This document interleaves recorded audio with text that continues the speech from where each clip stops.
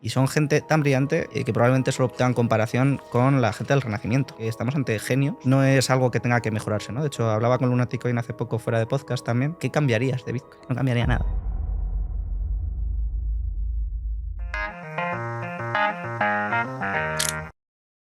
Me hace mucha gracia un meme que pones todo el rato. Creo que es como un señor, ¿no? Que está puesto como en un tenderete. Y no sé cuál es el mensaje exacto de que pone debajo. Pone como change my mind, ¿no? Sí, Cambia mi mente. Y como de un economista, o es un símil de un economista diciendo cambia mi mente, ¿no?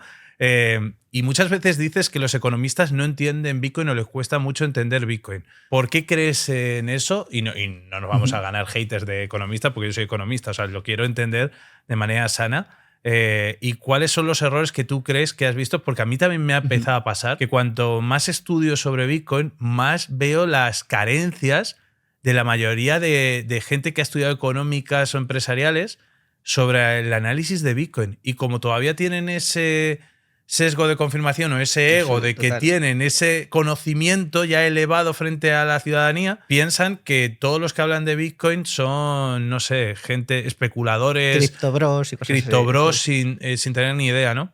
Y luego cuando ya empiezas a profundizar sobre Bitcoin te das cuenta de las personas tan inteligentes que hay dentro. Sí. Personas de un nivel intelectual, sí. Incluso que te sobrepasa a ti, pero no. a lo bestia. O sea, no digo a ti, me digo a mí, digo a todo el mundo. Y yo quiero decir que es increíble que cuando tú empiezas a caer por esa madriguera empiezas a ver, no sé, reuniones como el otro día con el Watch Out Bitcoin, que se hace una vez al año en España por un gran amigo nuestro que lo organiza. Y yo empecé a ver ahí un desfile de gente con un nivel a nivel intelectual, apoyando toda la tesis de Bitcoin, etcétera. Ese ego de decir, oye, yo lo desecho, lo ridiculizo a tema de Bitcoin. Y yo creo que a lo mejor es porque los economistas están acostumbrados a opinar de todo y no saber muchas veces de nada, ¿no? Y es... No sé cómo ves tú esa visión. Mi opinión todavía es más fuerte, ¿no? Porque yo no digo que los economistas... A ver, yo soy economista, por eso te digo que... No, hay algunas excepciones, ¿eh? Y las podemos mencionar también, que tienen sí, bueno, es una forma llamativa, ¿no? Pero yo no solo digo que los los economistas entienden mal Bitcoin, digo que son los que peor lo entienden. Porque tiene ideas preconcebidas. Eso es. Que Bitcoin le ha pasado completamente desapercibido o no le ha prestado prácticamente atención durante los 14, casi 15 años que ya tiene. Claro, y de repente te viene alguien que te dice, uy, pues esto es distinto a lo que tú crees, ¿no? O esto tiene otro tipo de funcionalidades o de utilidades sobre las que creo que nos puedes reflexionar.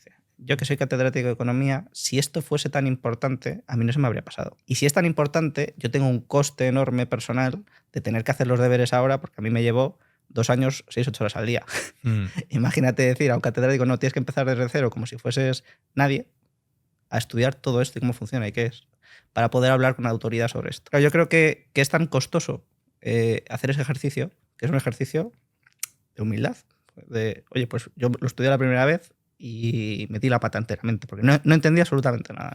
Ese ejercicio de humildad y ese coste tan grande, ¿no? Porque realmente que se te haya pasado, o sea, tú siendo catedrático de economía, que se te haya pasado probablemente la mayor innovación en el ámbito económico de la historia, que es una redefinición del derecho de propiedad, implica cierta culpabilidad, ¿no? No has estado haciendo bien tus trabajos y tus deberes, ¿no? Entonces, esas dos cosas yo creo que son las que hacen que los economistas no quieran abordar Bitcoin y que traten de despreciarlo todo lo que pueden, ¿no? Y sin embargo hay algunos que sí que le han prestado atención, ¿no? Estados Unidos, Lawrence White, por ejemplo, ¿no? Aquí en España Juan Ramón Rayo. Ramón Rayo le ha prestado mucha atención, ¿no? Es verdad que le ha prestado atención desde el punto de vista económico, mucho más que desde otros puntos de vista, ¿no? Que es normal, es economista. Y tampoco hay muchos más. Yo tengo una lista por ahí, porque estoy preparando también un artículo sobre estos temas, entonces también mencionar pues, a los que sí que han hecho los deberes, ¿no? Pero no hay tantos, ¿no? Y la Escuela Austríaca de Economía, que hay grandes referentes aquí en España sobre ello, que en el podcast pues vamos a traer algunos, etcétera. Pero también les cuesta, ¿eh?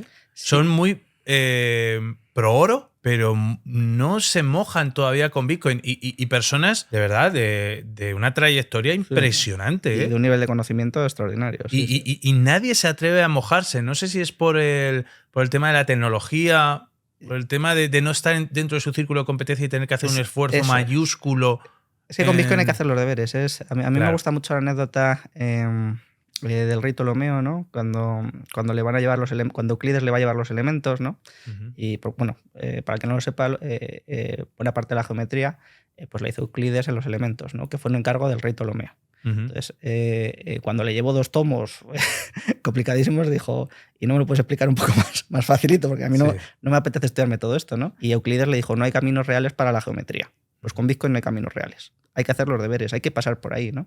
Y yo creo que eso es lo que mucha gente no está dispuesta a hacer, porque es un coste, ¿no? Es el coste del tiempo, es el coste de bajar a estudiar de cero, aunque estés de puesto de catedrático. Yo siempre digo que la parte tecnológica en Bitcoin es secundaria, ¿no? Es decir, nosotros para utilizar Internet no necesitamos saber cómo funciona el protocolo TCP/IP, ¿no? Y parece que con Bitcoin sí que necesitaríamos como entender cómo funciona Bitcoin. No, tampoco. No. Es decir, para utilizar Bitcoin necesitamos hacer ejercicios como si fuesen ecuaciones de primer grado. No necesitamos saber toda la teoría que hay detrás, no necesitamos saber cómo funciona todo, ¿no? Vamos a hacer unos pocos deberes, pero la gente no está dispuesta a hacerlos. Charlie Munger, Uh-huh. que es un gran referente para mí, Uh-huh. que además yo parte del proyecto Inversión Racional le puse el nombre por su inspiración tanto de Warren Buffett como de él, pero él ha sido muy crítico con Bitcoin y me sorprende mucho porque ha sido de las personas que yo he conocido más multidisciplinar y con más ganas de aprender, incluso en sus propios consejos decía que siempre hay que resetear, que siempre hay que seguir aprendiendo, seguir teniendo esa curiosidad. Y sin embargo, él era muy tajante y me hace gracia porque tú, por ejemplo, lo dices de intentan profundizar en cómo funciona Bitcoin, tienes que comprender cada estructura desde cero. Y digo, a ver si nos explicáis igual el sistema monetario desde cero. Una de las cosas por las que a mí me choca mucho en ciertos economistas o gente que lo critica mucho dice, bueno, pues explícame el sistema fiduciario, a ver cómo funciona, que yo lo he estudiado a profundidad, y dime qué ventajas tiene frente a otro sistema, a otro patrón que podamos estudiar. Por lo tanto, como que se intenta profundizar, como dices tú, mucho en la raíz o en las desventajas de Bitcoin, pero el sistema monetario actual nadie lo analiza a profundidad. Incluso hasta me cuesta trabajo encontrar muchas publicaciones o libros que lo analicen de manera sin sesgos, ¿no? Porque la inmensa mayoría de los economistas además trabaja para el Estado, ¿no? Ahí estamos. Entonces, cuestión de incentivos, ¿no? Eso es otra cosa también analizar. O se benefician del propio sistema monetario. Yo al inicio de todo pensaba como que Bitcoin tenía ciertos defectos, ¿no? Pues era la primera, entonces pues había cosas que se habían hecho mal, ¿no? Y luego con el tiempo me he dado cuenta de que no tiene esos defectos, ¿no? Que esos defectos son sus virtudes y sus fortalezas más fuertes, ¿no? Y aunque son cuestiones técnicas que yo creo que no merece mucho la pena entrar, Bitcoin es la culminación de 20 años de trabajo de las mentes más brillantes, ¿no? De que son los cypherpunks. Y son gente tan brillante que probablemente solo tengan comparación con la gente del Renacimiento. Fíjate lo que digo, ¿eh? O sea, es decir, una afirmación fuerte. Es una afirmación fuerte. Y yo cada vez que leo a Nick Szabo y a gente así, es que te das cuenta de que estamos ante genios, absolutamente genios, y que esta es la culminación de 20 años de trabajo de esos genios. No es algo que tenga que mejorarse, ¿no? De hecho, hablaba con Lunaticoin hace poco fuera de podcast también. Decía, ¿qué cambiarías de Bitcoin? No cambiaría nada. Es lo que más me impresiona. En 12, 13 años, creo que lleva 13 años Bitcoin. Hace por ahí. 15 ahora. Sí. 15, vale, más. Se ha ido mejorando paso a paso a través de la comunidad, pero lo que es la esencia de lo que nos dejó ahí Satoshi Nakamoto, eso no está ya pensado desde el 2008, bueno, desde mucho antes, seguro que él estaría dándole vueltas a todos los problemas que solucionaba, ¿no? Y todas las objeciones que se plantean llevan resueltas más de 10 o 12 años. Es decir, eso es otra de las cosas que a mí me impresionaba, ¿no? Que todas las, o sea, yo llevo 4 años hablando de Bitcoin prácticamente y no he recibido ningún tipo de objeción que me haga decir, pues es verdad. Bueno, miento. Hay una crítica muy buena dentro del propio mundo de Bitcoin, ¿no? Es que Bitcoin es inherentemente volátil, ¿no? Y eso lo podemos comentar después porque es una tesis muy interesante de Fernando Nieto, que insisto, es gente dentro de Bitcoin, pero tampoco es un problema de Bitcoin, que a lo mejor es hasta una de sus mayores virtudes. Sí, el tema de la oferta también limitada. Eso es, que lo podemos comentar. La inelasticidad de la propia oferta. Sí, pero eso es un problema cuando lo vemos como una alternativa al sistema monetario. Cuando lo vemos como un activo para atesorar riqueza a largo plazo, es una ventaja enorme, ¿no? Porque es un activo que acaba con el riesgo de dilución.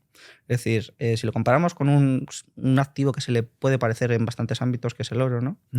El oro tiene un incremento de la oferta del 1,6 del 2% al año. En 10 años tienes una dilución de tu parte respecto del total del 20%. Y con Bitcoin la oferta es determinística, ¿no? Y tienes un conjunto escaso de 21 millones de unidades. Por errores de custodia, porque la gente pierde el acceso. Los va perdiendo. La oferta en el medio y largo plazo va a ser deflacionaria, ¿no? Entonces, es el único activo del mundo que acaba con el riesgo de dilución. Y no solo acaba con el riesgo de dilución, sino que fomenta la concentración. De alguna manera es como si se estuviesen recomprando acciones de forma permanente. Entonces, eso es otro incentivo más para atesorar el activo, ¿no?